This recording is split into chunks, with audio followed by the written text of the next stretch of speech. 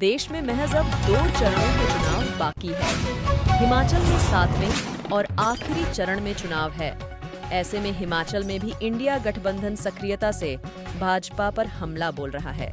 बुधवार को इंडी गठबंधन ने संयुक्त प्रेस वार्ता में भाजपा और एनडीए पर निशाना साधा। इस दौरान इंडी गठबंधन के नेताओं ने भाजपा और एनडीए पर देश में सांप्रदायिक ध्रुवीकरण करने और जनता से किए वायदों को पूरा न करने का आरोप लगाया। इस दौरान इंडी गठबंधन के नेताओं ने कहा कि 5 चरणों के चुनाव बीत जाने के बाद देश में इंडिया अलायंस के पक्ष में माहौल बन गया है। मतदाता प्रदेश में सरकारों को अस्थिर करने वाली भाजपा को जवाब दे रहे हैं। देश में परिवर्तन का माहौल बन चुका है। देश में महज अब 2 चरणों के चुनाव बाकी है। हिमाचल में 7वें और आखिरी चरण में चुनाव है। ऐसे में हिमाचल में भी इंडिया गठबंधन सक्रियता से भाजपा पर हमला बोल रहा है। बुधवार को इंडी गठबंधन ने संयुक्त प्रेस वार्ता में भाजपा और एनडीए पर निशाना साधा। इस दौरान इंडी गठबंधन के नेताओं ने भाजपा और एनडीए पर देश में सांप्रदायिक ध्रुवीकरण करने और जनता से किए वायदों को पूरा न करने का आरोप लगाया।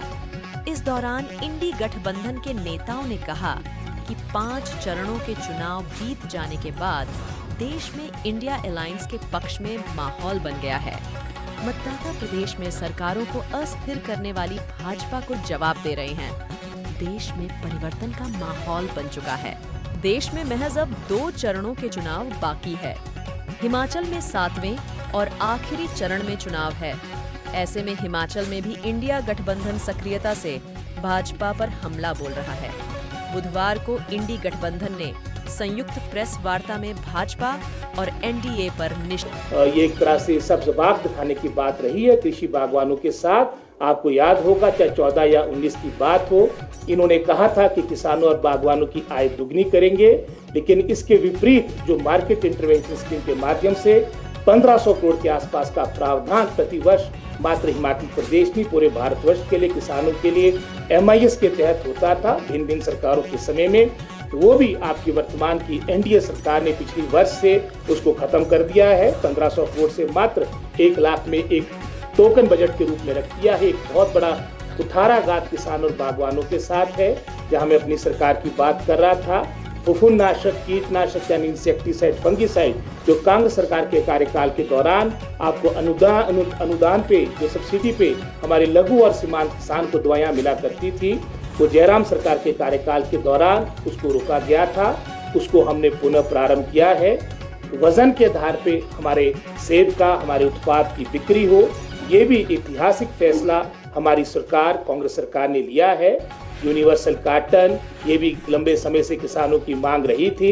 इस पर भी मैं समझता अपनी सहमति दर्शा के हमारी सरकार ने ये स्पष्ट रूप में दर्शाया कि हम किसान और बागवानों के साथ है। जगह जगह CA स्टोर खुले, ये भी सरकार की योजना जो आने वाले समय में आपको धरातल पे सारी बातें दिखेगी। इसके विपरीत जहाँ मैंने मार्केट इंटरवेंशन स्कीम की बात आपके साथ साझा की, साथ ही साथ जो हमारे मोदी जी ने चाहे 14 का चुनाव था, चाहे 2019 का चुनाव था, इन्होंने यहीं शिमला के हमारे रिज मैदान में, सोलन टोडो मैदान में, यहाँ तक कि सुजानपुर में भी उनको सेब याद आया था।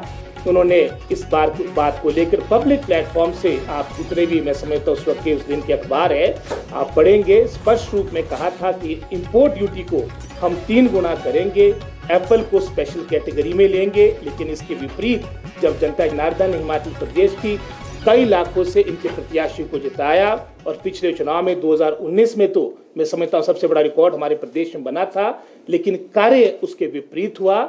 70% से आपका एक समय वो भी था, आपका 35% पे आपकी इंपोर्ट ड्यूटी ला ली थी। वर्तमान में क्योंकि चुनाव है 50% पे ले आया है और अभी भी वर्तमान में लगभग कोई 44 देशों से मैं समझता हूँ यहाँ पर आपका रिकॉर्ड तोड़ इंपोर्टेड सेब आ रहा है, जिसके कारण बड़ा प्रतिकूल असर हमारे किसानों और बागवानों पर पड़ा। विशेषकर जिन्होंने अपना सेब कोल्ड स्टोर किया था उनको बहुत नुकसान हुआ है। ये भी एक बहुत मैं समझता हूँ महत्वपूर्ण विषय है जो हमारे क्षेत्र से जुड़ता है। चाहे OPS की बात हो, गंभीर वित्तीय स्थिति थी, उसके बावजूद भी आपने OPS प्रदेश के कर्मचारियों को 1,36,000 जिनकी संख्या बनती उनको देना एक ऐतिहासिक फैसला था और इन्होंने इसके विपरीत जैसे राजस्थान में इनकी सरकार आई, इनका पहला कार्य था कि ओपीएस को बंद करें। और मुझे पूर्ण विश्वास है, क्योंकि और भी कई इश्यूज है जिसमें हमारे कुलदीप राठौर जी, सिंघा साहब सारी बातें आपके समक्ष रखेंगे। मैं सुधीर बहक जी का, जो हमारी पार्टी के वरिष्ठ नेता है, पूर्व में हमारे जिला के अध्यक्ष रहे मैडम स्टोक्स के समय, और वो भी यहाँ पर आए, उनको भी मैं आदर के साथ संबोधित करता हूँ। धन्यवाद।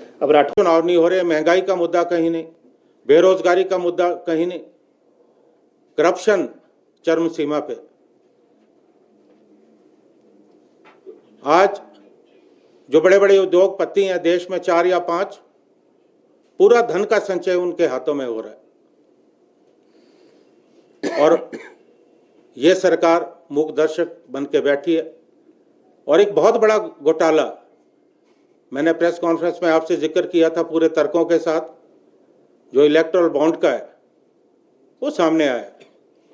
और मैं ये समझता हूं कि आज़ाद भारत का ये सबसे बड़ा घोटाला है कि किस तरह से इन्होंने अवैध रूप से डराकर धमकाकर धन का संचय किया। आज पूरे देश में हर जिला में इनके आलीशान दफ्तर बन रहे। दिल्ली का जो दफ्तर है वो तो 5 सितारा होटल से भी बढ़कर है। ये पैसा कहां से आ रहा है, ये एक मूलभूत प्रश्न है। आम जनता परेशान है। और आज भी बार बार जिक्र होता है कि मोदी साहब की गारंटियां, कौन सी गारंटी इन्होंने पूरी की है। लोकतंत्र में आज विपक्ष का हक बनता है कि हम इनसे प्रश्न पूछें कि आप बताएं कि आपने पिछले 10 वर्षों में क्या किया। हमारे इंडिया गठबंधन के सभी साथी इकट्ठे हैं और मजबूती से इंडिया गठबंधन आगे बढ़ रहा है। और प्रधानमंत्री जी, क्योंकि सूचना तंत्र उनके पास है, उन्हें निश्चित तौर पे सूचनाएं मिल रही है कि एनडीए लगातार पिछड़ता जा रहा है। इसलिए वो ऐसी भाषा का उपयोग कर रहे हैं जो प्रधानमंत्री जैसे बड़े पद पर जो व्यक्ति सुशोभित हो, शोभा नहीं देता। आज सांप्रदायिक ध्रुवीकरण का प्रयास किया जा रहा है, भाई को भाई से लड़ाने का प्रयास किया जा रहा है।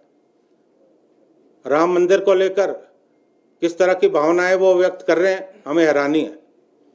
वो कह रहे हैं कि अगर कांग्रेस या इंडिया गठबंधन सत्ता में आता है तो सारा धन जो है वो अल्पसंख्यक मुसलमानों में बांट दिया जाएगा। उनका जो बयान है 2 दिन पूर्व, बहुत मुझे हैरानी हुई, सभी लोगों को हैरानी हुई कि अगर इंडिया गठबंधन सत्ता में आता है तो राम मंदिर पे बुलडोजर चला देंगे। इस तरह की बातें करना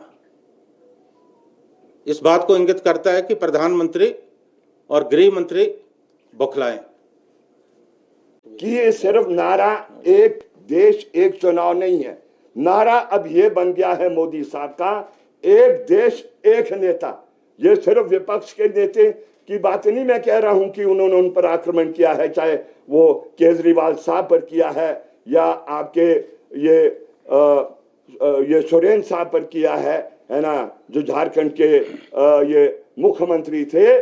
लेकिन with in their own party also they have not tolerated, whether it was the former chief minister of Madhya Pradesh और ये विजय राज, ये क्या कहते हैं, वसुंधरा राज, जो ये राजस्थान की इनकी नेता रही है, उनको भी कट टू साइज किया गया है। तो इसलिए he is heading towards that. और इसलिए जब सुप्रीम कोर्ट ने कहा कि इलेक्शन कमीशन क्या होगा, वो निष्पक्ष होना चाहिए, डेमोक्रेसी तब इस देश में होगी। Most important pillar of democracy parliament है, असेंबलीज है, और उसके लिए लेवल प्लेइंग ग्राउंड होना चाहिए। लेकिन जो सुप्रीम कोर्ट ने कहा इलेक्शन कमीशन कैसे गठित होगा, सुप्रीम कोर्ट के चीफ जस्टिस का एक नॉमिनी होगा, विपक्ष के नेता जो होंगे वो एक नॉमिनी देंगे और प्रधानमंत्री महोदय एक देंगे। लेकिन इसको थ्रू एन अमेंडमेंट उसको टर्न डाउन किया। तो इंटेंशंस आर वेरी क्लियर, चाहे वो इलेक्शन कमीशन हो, चाहे वो ईडी हो, चाहे वो इनकम टैक्स हो, all these organs of the state, जिसका ऑटोनमस नेचर हमारा संविधान कहता है, उसको रखना है, उस पर आक्रमण है। और इसीलिए ये जो जॉइंट अलायंस है ये फील करता है this is an exceptional election after independence. कैसा इलेक्शन है? ऐसा इलेक्शन है कि जिसमें इस संविधान को बचाना बहुत अनिवार्य हो गया है। It is not only the need of the different political parties that exist in the country, लेकिन ये नीड है पीपल ऑफ दिस कंट्री का। ये संविधान राष्ट्रीय मुक्ति आंदोलन की धार ने बनाया है, कुर्बानियों से बना है, और वो आपके अंबेडकर साहब ने उसका वो हेड कर उसको बनाया है। लेकिन आज बड़े दुख से हमें कहना पड़ रहा है, सिर्फ उसको खत्म करने का कार्य नहीं कर रहे हैं, लेकिन जो हमारे देश के अंदर जो पिछड़ी हुई क्या कहते हैं जातियां हैं और आपकी ये वो है, उसको वो रिप्लेस करना चाहते हैं, उसकी जो उसको रिजर्वेशंस थी उसको खत्म करना चाहते हैं, क्योंकि उनका कोर जो वोटर है और वो कोर जो उनकी पार्टी का है वो ऊपरी जाति के लोग हैं। माफ करें जब मैं ऐसी व्याख्या कर रहा हूं, लेकिन मुझे आप गलत नहीं समझना, और इसलिए वो इस संविधान को समाप्त करना चाहते हैं। And this alliance stands for saving this constitution, saving this country, saving the people. And आखिरी बात मैं ये कहना चाहता हूं, इनका डीएनए, बीजेपी के वालों का डीएनए देख लीजिए, और इनका डीएनए इस प्रकार का है जो एंटी पीपल है, एंटी हिमाचल प्रदेश है, एंटी दलित है, एंटी फार्मर है। वो पिछले 10 इयर्स ने ये सिद्ध कर दिया है। जब इनका इम्तिहान हुआ वो ये साबित हुआ है ये प्रो पीपल कहीं रहे नहीं है। और इसलिए आज अगर हिमाचल प्रदेश का अस्तित्व को बचाना है, सेब की खेती को बचाना है, तो इस इंडिया अलायंस ने वाव कर दिया है आखिरी सांस तक इस लड़ाई को, इलेक्टोरल बैटल को आगे ले जाएंगे। And on all 4 seats we are going to defeat them, including the 6 वो असेंबली कॉन्स्टिट्यूंसीज। ये राइटिंग ऑन द वॉल बहुत क्लियर है। इतनी ही बात मैं आपसे शेयर करना चाह रहा था। बहुत बहुत शुक्रिया, बहुत बहुत